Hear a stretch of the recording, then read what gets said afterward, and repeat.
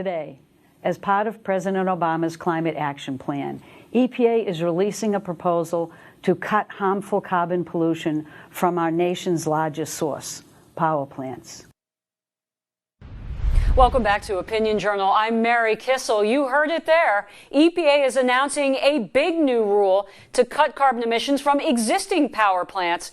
How is this going to affect you and your electricity bill? I've got Institute for Energy Research Vice President Dan Kish in Washington. Dan, this was a big announcement, cutting carbon emissions by 30% by 2030. What's the effect on price of electricity? Dan. They're going to skyrocket, Mary. Don't take it from me, take it from the president. He promised us that in 2008.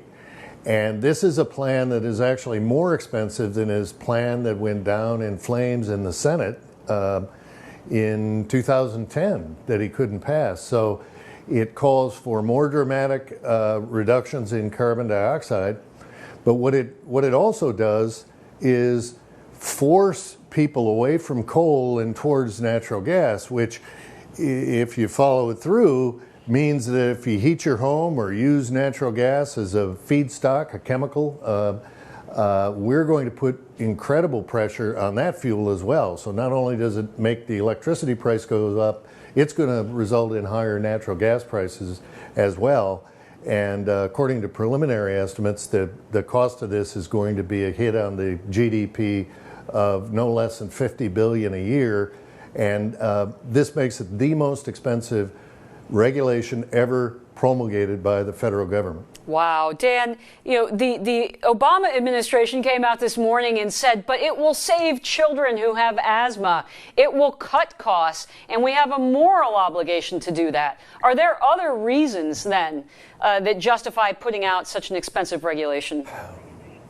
Well, it's amazing because their talking points all talk about public health and asthma and things that we can relate to with our own family. But here's the facts according to the EPA, Mary.